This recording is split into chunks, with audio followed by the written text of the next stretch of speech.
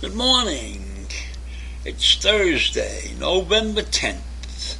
It's the day after Election Day.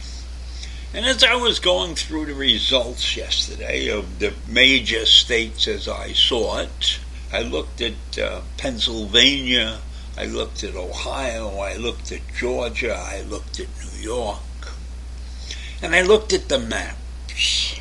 And the maps show a very interesting story. Now, in two of those states, in New York and in Pennsylvania, the Democratic candidates won the governor's race.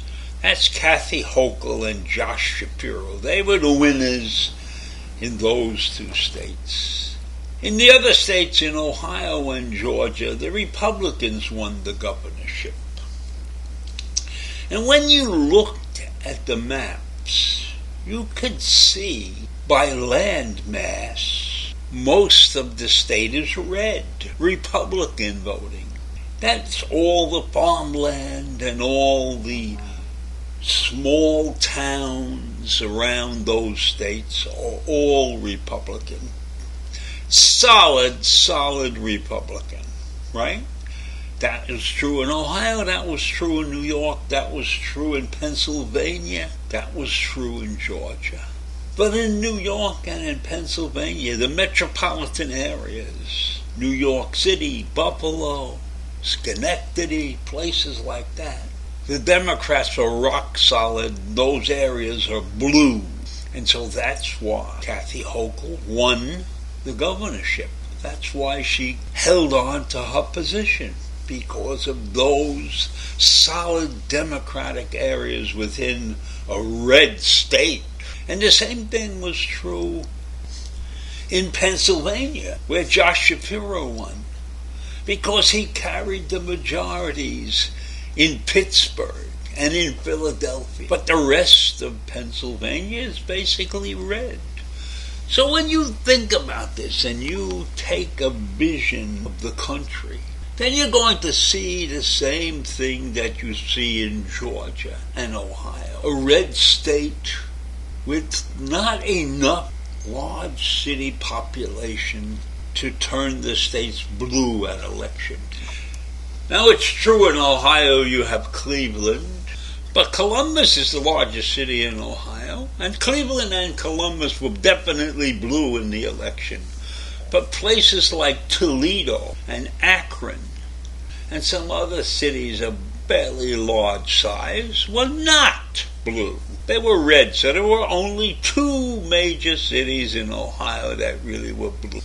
And when you look at Georgia, Georgia has Atlanta, it has Columbus, it has Augusta, but Atlanta's only 500,000 people, and the other two cities are about 200,000. So they're not really big metropolitan areas. And Augusta was Democratic, and Atlanta was Democratic, but Columbus wasn't. So there you have it. You have a situation when you're looking at this country. The vast majority of wide open spaces belong to the Red Party, to the Republicans. And that accounts for the fact that when you think of places like Montana and Wyoming and Idaho, where they really don't have any large populations in a single area, you can understand the shape of this country.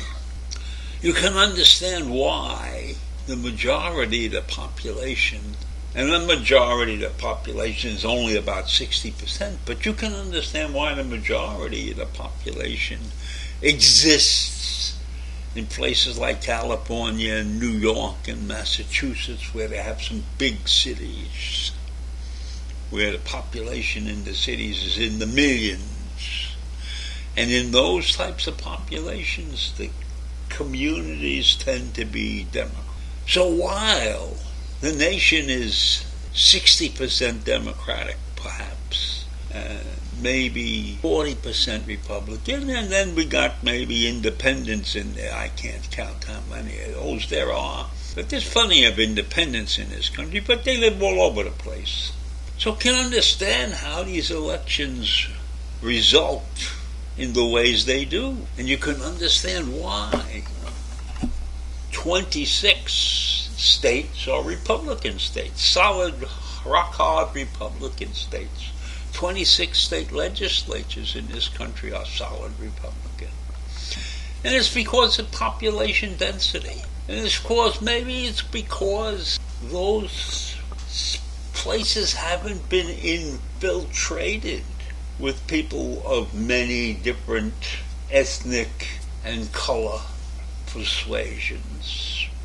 And maybe these areas that we're talking about in the local rural farm regions, etc., are basically one-sided. They don't get a broad view of society and the needs that this country really has to have. So it's very interesting when you look at these election maps and you see the dispersion of the population and how those who live close together tend to be Democratic. And maybe that's because when you live in an area crowded and you meet all kinds of people, your view of the world is different than you're isolated in some farm region. And maybe the people in the cities, since they see diversity so often, are not really concerned with the replacement theory that seems to be running rampant in this country.